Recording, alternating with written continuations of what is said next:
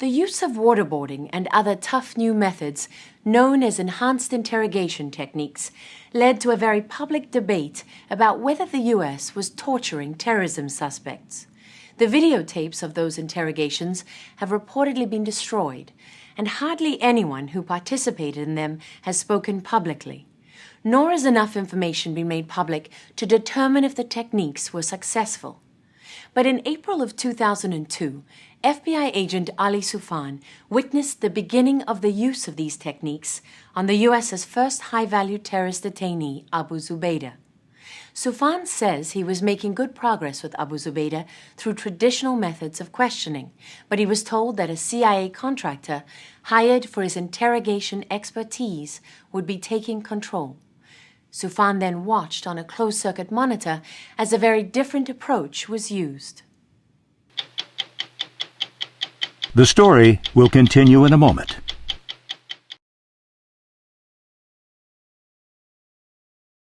The plan at the time was to go in and tell Abu Zubaydah one question.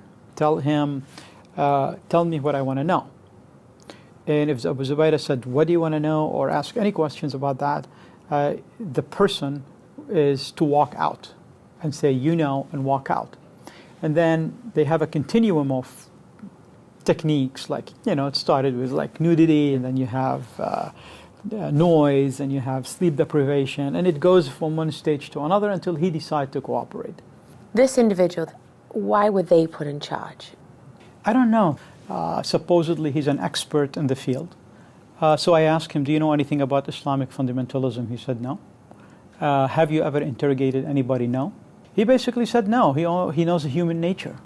And how does Abu Zubaydah react to this? He basically stopped cooperating. The information dried up? Yes, totally. Soufan says that after several days with nothing from Abu Zubaydah, he and his partner and a CIA interrogator were allowed to start talking to him once again, and they obtained information that led the CIA and the FBI to capture this man, Jose Padilla, the American citizen accused of plotting to set off a dirty bomb in the U.S. So your feeling is, at this point, that your technique has started to work again? You know, we're back, and more information start coming, and then suddenly, out of the blue, they said, "Wait a second, you guys going to be out because we believe he's not cooperating anymore," which was really shocking for us to hear. So what did you do? What can we do? We're watching time pass by with nobody talking to a detainee day after day. No one even spoke to him? No, they go in, they say, tell me what I want to know. He says, what do you want to know? And you walk out. Period. That's it. That's the whole interrogation plan, if you want to call it. So there's something that happens. It escalates to a point where you decide that's it, you're leaving. What is it? There was a confinement box. That sounds like a coffin. Confinement box. And I came one day and I saw it in at the facility. And I thought at the time we had the guy cooperating, so what's going on? I mean, that box was not made overnight. There's something going on and we don't know about. What was the box for? I don't know. I mean, definitely it's for Abu Zubaydah. But that was not the kind of technique that you were prepared to stick around for? No. And I just felt that literally we're playing games. And I really cannot be part of this. Soufan claims he wasn't the only person that felt that way. At least one of the CIA guys said, you know what, that's not worth it. I'm not going to do this. He left. He left the location. Another CIA agent on the ground then? Actually, yeah, he left before me. And then we finally reported to headquarters that, you know, this, what's happening, as I called it in the DOJ, Department of Justice, Inspector General report, borderline torture.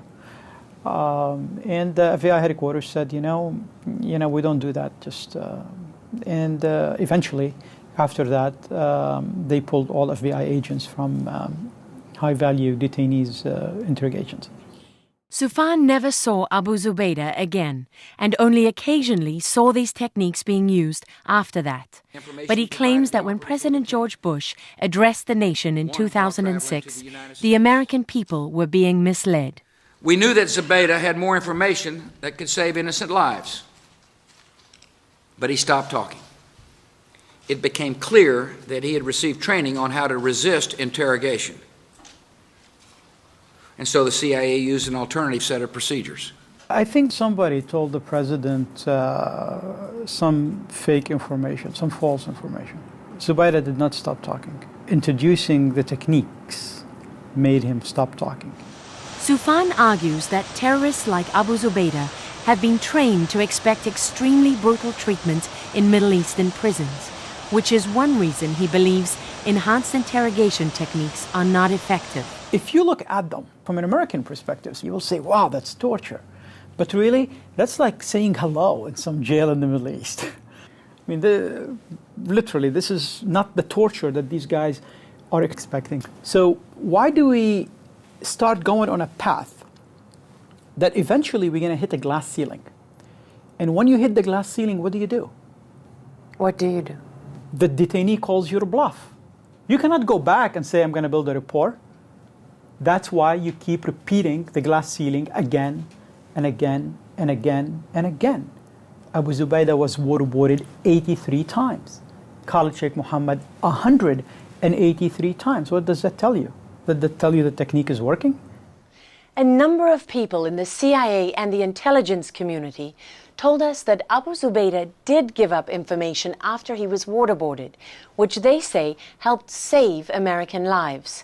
And that all moral questions aside, the enhanced interrogation program yielded significant intelligence, including information that contributed to the killing of Osama bin Laden. At least two former directors of the CIA, George Tenet and Michael Hayden, say that enhanced interrogation techniques do work. Sure. They have access to more intelligence than you. Absolutely. If you don't know everything, how can you be so sure that they don't work? Because I am privy to a lot of information that also I'm not telling you here. But is it possible for you to know all the information, everything that may or may not have been gained from these techniques? I'm not claiming that I know everything. I know what I know. The one thing that has caused Ali Soufan more anguish than anything else is the thought that the events of 9/11 might have been prevented if, he says, the CIA had shared certain information with him and his FBI team. While they were investigating the attack on the USS Cole in November 2000, Soufan's team learned that this al-Qaeda operative had met with other terrorists in Asia and received a large sum of money. Soufan says he asked the CIA if it knew what this operative was up to.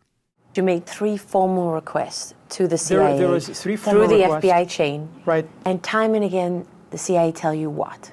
They don't know anything. But Soufan says he later learned the CIA knew 8 months before 9/11 that this same operative had met in Malaysia with 2 terrorism suspects who would later hijack the plane that crashed into the Pentagon. And the CIA also knew that those 2 suspects were heading to the U.S. The agency knew that these kind of operatives in Southeast Asia flew to America or they have visas to come to the United States. And somebody decided, let's not share the information.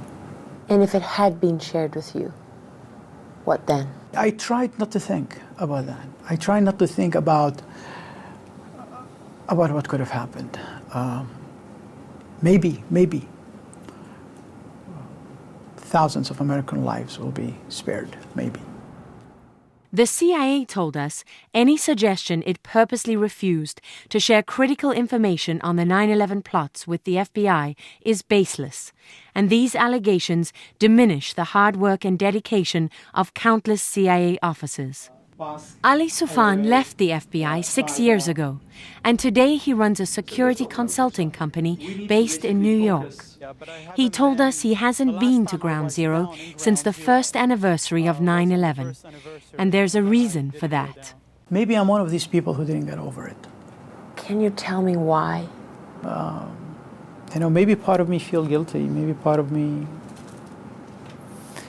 feels some sort of responsibility of what happened.